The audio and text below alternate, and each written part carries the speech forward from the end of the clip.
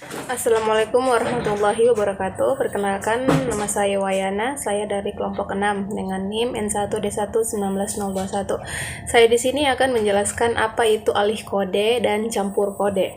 Jadi, yuk langsung kita masuk ke pembahasannya.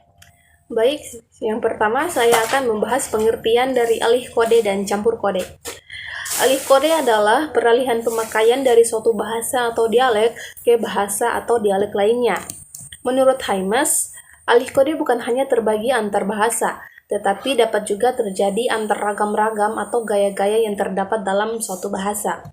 Contohnya seperti begini. Maya dan Wirda, mereka berdua berasal dari daerah Buton.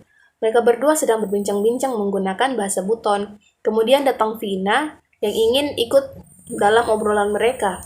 Karena kehadiran Vina, Maya dan Wirda yang mulanya menggunakan bahasa Buton, mereka beralih menggunakan bahasa Indonesia agar apa yang mereka bicarakan dapat dimengerti oleh Vina. Jadi, itulah yang dimaksud dengan alih kode. Selanjutnya, pengertian dari campur kode. Menurut Nababan,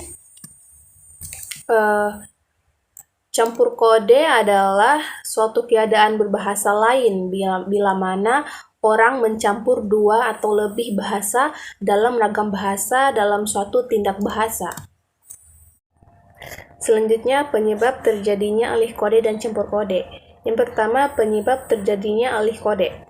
Penyebab terjadinya alih kode ini ada 5. Yang pertama, penutur. Yang kedua, lawan tutur. Yang ketiga, perubahan situasi karena hadirnya orang ketiga. Yang keempat, perubahan informal ke formal atau sebaliknya. Dan yang kelima, perubahan topik pembicaraan. Yang pertama, penutur. Si penutur ini dia sengaja beralih kode karena mengharapkan sesuatu, karena mengharapkan keuntungan atau manfaat dari percakapan yang sedang dilakukannya. Contohnya seperti begini. Si A adalah orang Sumbawa dan B adalah orang Batak. Keduanya terlibat percakapan. Mulanya si A berbicara menggunakan bahasa Indonesia sebagai obrolan pembuka. Kemudian ditanggapi oleh si B dengan menggunakan bahasa Indonesia juga. Namun ketika si A ini mulai masuk ke dalam inti pembicaraannya, dia kemudian beralih bahasa, yaitu dari bahasa Indonesia ke bahasa Batak, yang mana bahasa Batak ini merupakan bahasa asli dari si B. Maka si B pun dia merespon baik menggunakan bahasa Batak. Maka disinilah letak keuntungan tersebut. Ini dia berbahasa basi dengan menggunakan bahasa Indonesia. Kemudian setelah ditanggapi oleh si B dan ia merasakan percakapan berjalan lancar, maka si A dengan sengaja mengalihkan ke bahasa Batak. Hal ini disebabkan si A sudah ingin memulai pembicaraan yang lebih dalam kepada si B. Seperti begitu. Penyebab terjadinya alih kode yang ketiga yaitu karena hadirnya orang ketiga. Kehadiran orang ketiga yang tidak berlatar belakang bahasa yang sama dengan bahasa yang sedang digunakan oleh penutur dan lawan tutur dapat menyebabkan peristiwa alih kode. Contohnya seperti begini. Tono dan Tini, mereka bersaudara. Mereka berdua berasal dari Sumbawa. Oleh karena itu, ketika berbicara, mereka menggunakan bahasa yang digunakan sehari-hari, yaitu bahasa Sumbawa. Pembicaraan berjalan aman dan lancar. Tiba-tiba datang Upi, kawan Tini yang merupakan orang Lombok. Untuk sesaat, Upi tidak mengerti apa yang mereka katakan. Kemudian Tini memahami hal tersebut dan langsung beralih ke bahasa yang dapat dimengerti oleh Upi, yaitu bahasa Indonesia. Kemudian ia bercerita tentang apa yang ia bicarakan dengan Tono dengan menggunakan bahasa Indonesia. Inilah yang disebut dengan peristiwa alih kode karena hadirnya orang ketiga. Penyebab terjadinya alih kode yang keempat itu karena perubahan situasi dari formal ke informal atau sebaliknya. Contohnya seperti begini. Mahasiswa sastra Indonesia sedang menunggu dosen di ruangan. Sebelum dosennya datang, mereka saling berbicara menggunakan bahasa Indonesia ragam santai.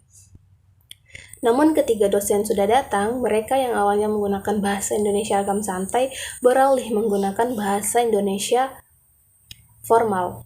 Karena saat berbicara dengan dosen tidak mungkin kita menggunakan bahasa sehari-hari untuk berbicara dengan dosen karena itu terkesan tidak sopan. Jadi mereka harus menggunakan bahasa yang formal.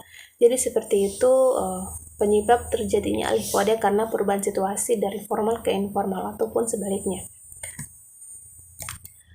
Penyebab terjadinya alih kode yang terakhir karena perubahan topik pembicaraan. Topik merupakan faktor yang dominan dalam menentukan terjadinya alih kode. Topik pembicaraan yang bersifat formal biasanya diungkapkan dengan ragam baku, dengan gaya netral dan serius, dan pokok pembicaraan yang bersifat informal disampaikan dengan bahasa non-baku, gaya sedikit emosional, dan serba seenaknya.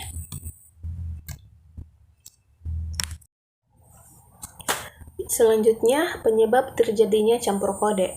Sama halnya dengan alih kode, campur kode pun disebabkan oleh masyarakat tutur yang multilingual.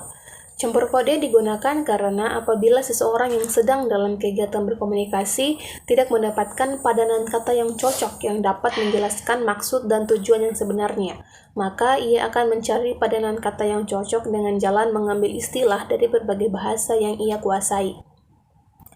Kemudian penyebab terjadinya campur kode dapat digolongkan menjadi dua, yaitu sikap, yakni latar belakang sikap penutur, dan kebahasaan, yakni latar belakang keterbatasan bahasa. Sehingga ada alasan identifikasi peranan, identifikasi ragam, dan keinginan untuk menjelaskan atau menafsirkan. Dengan demikian, campur kode terjadi karena adanya hubungan timbal balik antara peranan penutur, bentuk bahasa, dan fungsi bahasa. Selanjutnya, jenis-jenis alih kode dan campur kode. Yang pertama, jenis-jenis alih kode. Jenis-jenis alih kode ini ada dua, yaitu alih kode metaforis dan alih kode situasional. Alih kode metaforis yaitu alih kode yang terjadi jika ada pergantian topik. Yang kedua, alih kode situasional. Alih kode situasional adalah alih kode yang terjadi berdasarkan situasi di mana para penutur menyadari bahwa mereka berbicara dalam bahasa tertentu dalam suatu situasi dan bahasa lain dalam situasi yang lain.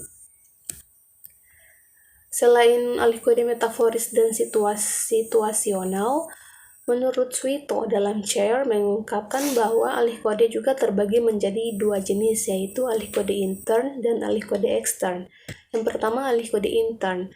Alih kode intern ini adalah alih kode yang berlangsung antar bahasa sendiri, seperti dari bahasa Indonesia ke bahasa Sumbawa atau sebaliknya. Yang kedua, alih kode ekstern. Alih kode ekstern yaitu alih kode yang terjadi antar bahasa Indonesia dengan bahasa asing.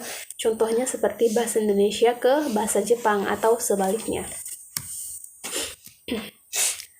Selanjutnya, jenis-jenis campur kode. Campur kode ini terbagi menjadi dua, yaitu campur kode keluar dan campur kode ke dalam. Yang pertama, campur kode keluar. Campur kode keluar yaitu campur kode yang berasal dari bahasa asing atau dapat dijelaskan bahasa asli yang bercampur dengan bahasa asing. Contohnya bahasa Indonesia, bahasa Inggris, bahasa Jepang, dan lain-lain. Yang kedua, campur kode ke dalam. Campur kode ke dalam yaitu campur kode yang bersumber dari bahasa asli dengan segala variasinya. Contohnya bahasa Indonesia, bahasa Sumbawa, bahasa Batak, bahasa Minang, atau dia lebih ke dialek. Terima kasih, itulah tadi penjelasan mengenai alih kode dan campur kode. Apabila terdapat kesalahan dalam penyampaian maupun penyebutan nama, saya mohon maaf. Wabillahi taufiq wal hidayah. Wassalamualaikum warahmatullahi wabarakatuh.